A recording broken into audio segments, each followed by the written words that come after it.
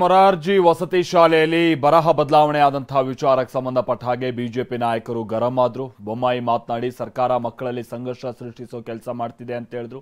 ಪ್ರಹ್ಲಾದ್ ಜೋಶಿ ಕೂಡ ಸರ್ಕಾರದಿಂದ ಮುಟ್ಟಾಳತನದ ಕೆಲಸ ಆಗ್ತಾ ಇದೆ ಅಂತ ಕಿಡಿಕಾರಿದ್ರು. ಬನ್ನಿ ಯಾರ್ಯಾರು ಏನು ಹೇಳಿದರೆ ಕೇಳೋಣ.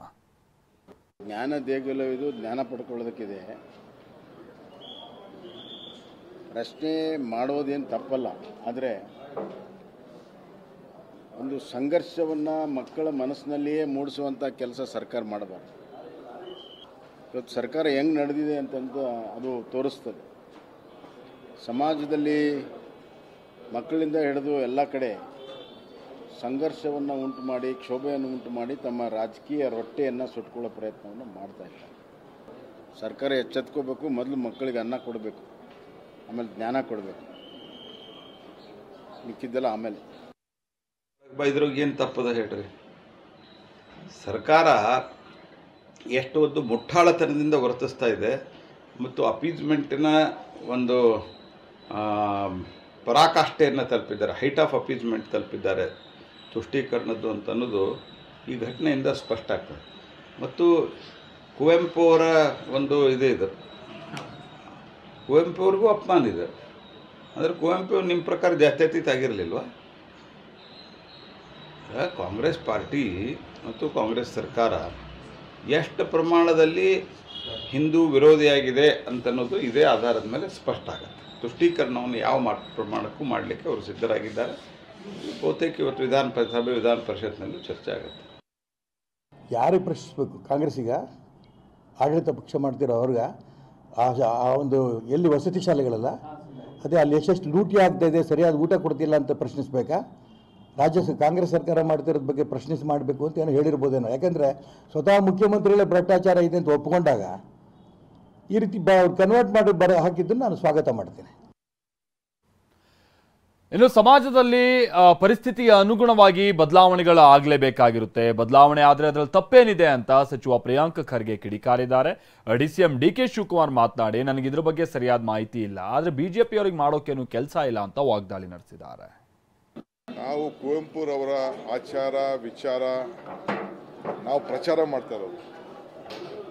ನಾವೇ ಭಾರತ ಜನನೀಯ ತನುಜಾತೆ ಜಯ ಹೇ ಕರ್ನಾಟಕ ಮಾತೆ ಅಂತ ಹೇಳಿ, ಸರ್ವ ಜನಾಂಗದ ಶಾಂತಿಯ ತೋಟ ಅಂತ ಹೇಳಿ ನಾವೇ ಅದಕ್ಕೆ ಕಾಂಗ್ರೆಸ್ ಸರ್ಕಾರನೇ ಈ ರಾಜ್ಯದ ಜನತೆಗೆ ನಾವು ಮತ್ತೆ ಅವರು ನೆನಪು ಮಾಡಿಕೊಂಡು ಪ್ರತಿದಿನ ಬದುಕಿನಲ್ಲಿ ಅಳವಡಿಸ್ಕೊಳ್ಬೇಕು ಅಂತೇಳಿ ನಾವು ಹೇಳಿರೋದು ಸಾಹಿತಿಗಳಲ್ಲ.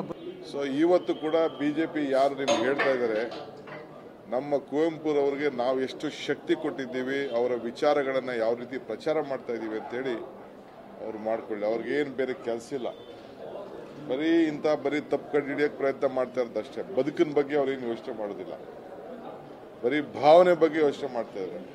ನಾವು ಬದುಕಿನ ಬಗ್ಗೆ ಯೋಚನೆ ಮಾಡ್ತೀವಿ, ಅವರು ಈ ರೀತಿ ಸಮಾಜವನ್ನ ಕೆಡಿಸುವಂತ ಕೆಲಸ ಯಾವಾಗಲೂ ಮಾಡ್ತಾ ಇರ್ತಾರೆ.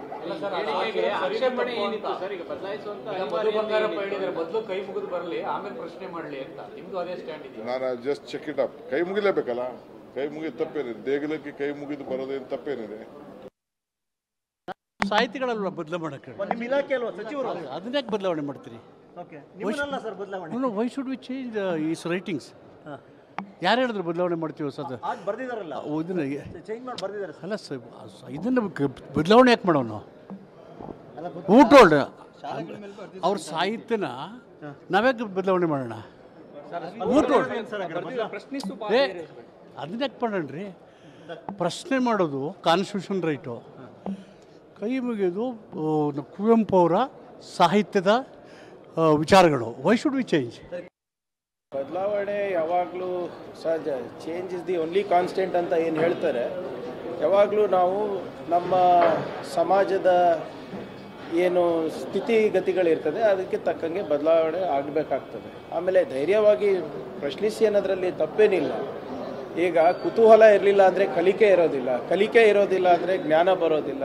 ಯಾವ ಸಮಾಜದಲ್ಲಿ ಪ್ರಬುದ್ಧತೆ ಇರೋದಿಲ್ಲ ಅದು ಸಮೃದ್ಧ ಆಗೋಕ್ಕೂ ಸಾಧ್ಯ ಆಗೋದಿಲ್ಲ. ಬಾಬಾ ಸಾಹೇಬ್ ಅಂಬೇಡ್ಕರ್ ಅವರಿರ್ಬೋದು, ಬಸವಣ್ಣನವರಿರ್ಬೋದು, ಬುದ್ಧ ಅವರಿರ್ಬೋದು, ಎಲ್ಲರೂ ಕೂಡ ಸಮೃದ್ಧ ಸಮಾಜ ಅಷ್ಟೇ ಬಯಸಿಲ್ಲ, ಪ್ರಬುದ್ಧ ಸಮಾಜ ಕೂಡ ಬಯಸಿದ್ರು. ಸೊ ಪ್ರಬುದ್ಧ ಭಾರತ ಕಟ್ಟಬೇಕು, ಒಂದು ಪ್ರಬುದ್ಧ ಸಮಾಜ ಕಟ್ಟಬೇಕು ಅಂದಾಗ ಅದಕ್ಕೆ ಪ್ರಶ್ನೆ ಕೇಳಬೇಕಾಗ್ತದೆ. ಆಮೇಲೆ ಮಕ್ಕಳಲ್ಲಿ ನಾವು ಆ ವೈಜ್ಞಾನಿಕ ಮನೋಭಾವನೆಯನ್ನು ಬೆಳೆಸಬೇಕು ಆದರೆ ಅದು ಪ್ರಶ್ನೆ ಮುಖಾಂತರನೇ ಬೆಳೆಸ್ಬೇಕಲ್ಲ.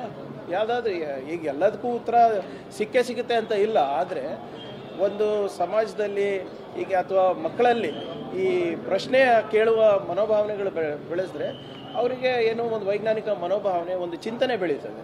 ಸೊ ಅದಕ್ಕೆ ತಕ್ಕಂಗೆ ನಮ್ಮ ಯಾರು ಉಪನ್ಯಾಸಕರು ಇರ್ಬೋದು, ಟೀಚರ್ಸ್ ಇರ್ಬೋದು, ಅವರಿಗೂ ಕೂಡ ಒಂದು ಹೊಸ ರೂಪದಲ್ಲಿ ಕಲಿಕೆ ಕೂಡ ಆಗುತ್ತೆ. ಸೊ ಅದರಿಂದ ಇದರಲ್ಲಿ ತಪ್ಪೇನಿಲ್ಲ. ಆಮೇಲೆ ಸಂವಿಧಾನದಲ್ಲೂ ಕೂಡ ಇದು ಅವಕಾಶ ಇದೆ ಅಲ್ವಾ.